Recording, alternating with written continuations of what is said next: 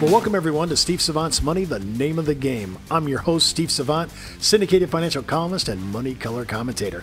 On today's show, Medicare Supplement Plan F, part 4 in our series on Medicare Supplement and Drug Plans with author, speaker, and nationally recognized Medicare expert, attorney Sylvia Gordon. Welcome to the show, Sylvia. Thank you. Well, I keep hearing, F is today, but maybe not in 2020. Talk a little bit about Plan F. What does it do? And how should we prep if it's not going to be around? So the majority of Americans that bought a Medicare supplement plan bought a Plan F in the last 53-year history of Medicare. That was the Cadillac plan. That was you didn't have any money but your monthly premium. No deductible, no copay, no coinsurance, no skin in the game, which is why under the Obama administration they said we want to get rid of it. Mm-hmm. And the get rid of it, that's the kind of the rumor that's gone through the country. That's not really true. It's not going away. New people that are eligible for Medicare starting in 2020 can't buy F. Mm-hmm. But all those millions of people that already have an F or are eligible for an F, they can keep it or get one. So it's not going away. Mm. It's just not available for new people. When I turn 65, I won't be able to get an F. My parents are already on Medicare. They have different plans. They can move to an F and move to a G 5 years later and then move back to an F and move to an N. It's still available to them. Mm-hmm. So the retroactive for everybody that has it now. You can use it. Everybody that has Medicare now can still get an F and can keep their F. I was a little taken back by your statement that the vast majority of Americans, is that all in Americans that are choosing Plan F as their supplemental insurance? The vast majority of Americans have an F. Well, it sounds like we have some discretionary income then in retirement to play and buy the Cadillac position. The new Cadillac or Lexus or BMW is the G plan after 2020. So that will be the richest plan you can buy. It will have a deductible, and that was the rub. Everyone's like, why did the government get mad at F after 53 years? Why do they want to get rid of it? It's because you didn't have any skin in the game. If you want to go to the doctor, you don't pay anything. You pay your monthly premium, but then you could see 5 doctors a day. You could see 5 specialists a day. You could see 20 specialists a week. Medicare pays it all. So you almost feel obligated to spend it. You go see your doctors for anything. The thing is that they do know a small percentage of the population is bored and lonely, and they go to the doctor kind of as something to do. Just like, just something to do. I think it's a very small percentage of the population because most of us don't like to go to the doctor and want to be around sick people in a waiting room. But it is true. If you wanted to abuse the system, it allowed you to do that. Now, with a G, you would have a deductible, so there's some skin in the game.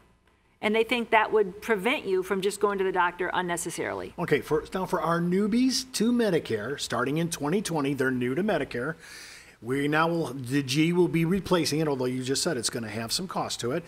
When you compare that to your personal, it seems like, and not that it's your favorite, but it's the one you sell on, how's G compared to N then? I'm not going to have F anymore. G and N, what's that? So when you leave your employer group health plan, you're guaranteed to get certain plans, regardless of your health. G, you can get regardless of your health. You can have cancer right now, and you can get G, but you can't get N. So N, you have to qualify for. So N will have healthier people on it. And so with less claims, it will go up in price much slower than G and the existing F because anybody could get them. And so a lot of sick people got them. All right, so in your professional opinion, when we go to 2020, for everybody that's new to Medicare in 2020, it's going to be probably Plan G is going to be the play for most people because they don't have anything to qualify for. Well, start with G, look at G, and then see how much it costs, and then talk to your agent. Maybe N might be right for you. Like I said, I love N. I sell a lot of N because the majority of my clients where I live go to the doctor twice a year. Are most Medicare clients, are they aware that whether it's F, G, or N, there are premium hikes on an annual basis. Are they really aware of that? I don't think people are. No, I think don't people either. think that once they take care of this at retirement, that that's what it is. And a Medicare supplement is going to go up each and every year for the rest of your life, whether you use it or not. I have people that call me and they're all mad and they're saying, I sprained my ankle. I went to the ER. I was there for 3 hours and I didn't use my insurance the whole rest of the year. Why am I being penalized with this 7% rate increase? And I'm like, it's not you. This is the whole block of business. Everybody's taking that rate increase. It has nothing to do whether you used it or not. So let's just make sure we're all clear on this segment. Medicare Plan B premiums, they go up and not as bad. I mean, there's small, I think what was it, 134 to 135.50? That's a pretty small increment, right? But now you're at these other areas, they will all, N, G, F, they all go up. Part B, which is the part of Medicare, that goes up, that's tied to legislation. Basically, that's tied to the economy. So that's different than supplemental insurance plans, you know, it's an alphabet soup.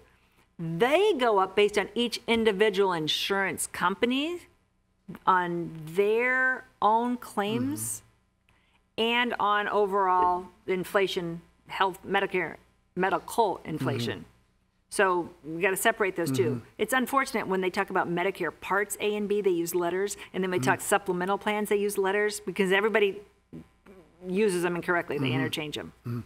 That's another thing I wanted to ask you about. It's very confusing in the public domain for a regular consumer watching our show and saying, Steve, you know, it's NPQ.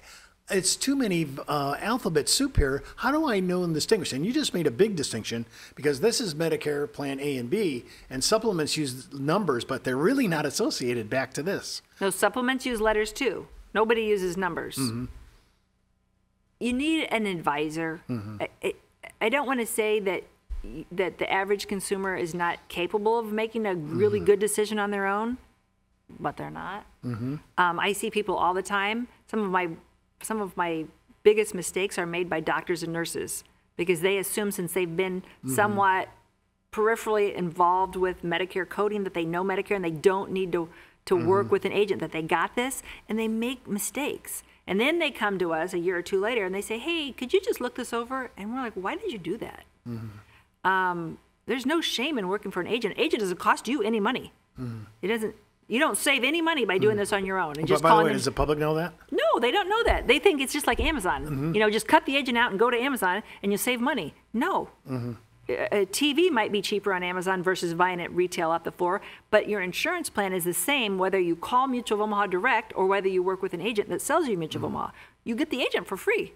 Use the agent. Use somebody that is a licensed, certified specialist because they're free. Well, I want to close out this segment, follow up with this. I mean, how do I know if my agent is up to speed on everything that we're talking about? How do I know that as a consumer? The internet has really made that a lot easier for you. You can really check out your agent. You can check out the other agents around you. There's a, you know, like there's a body of information surrounding most agents. Their website, their articles, their LinkedIn profile, their Facebook, Pinterest, YouTube. I mean, most agents have a lot of information out there so that you can readily go research them. You could go to the Department of Insurance website, see do they have any problems with their license. There's so much you can do it right on your phone. Right now, you can just go really check me out and say, oh, okay, she's legit. She's been in this business, you know, 25 years, and here's all of the stuff she's done versus this guy who's been doing it for 1 year. You can't lie anymore. I kind of like the Sylvia seal of approval. I mean, you probably know of, you have so many people that play with your organization. Maybe, you know, we need to have a Sylvia's list of the people that actually know what they're talking about. Well, I mean, what we do for a living is train insurance agents, thousands of agents all around the country. If you would like us to recommend an agent that's close to you, I'd be happy to do that. Ask me in the comments, or you could work with our team over the phone and through the mail, or you can work with me privately. Well, don't forget to watch our next segment. We're going to be talking about the Medicare Advantage and cancer. There's a whole subject right there. And that'll be part 5 in our series on medical supplement and drug plans. And keep in mind, before moving forward with any of the ideas on our show, always check with your tax consultant, legal counsel, or financial advisor. You've been watching Steve Savant's Money, the name of the game.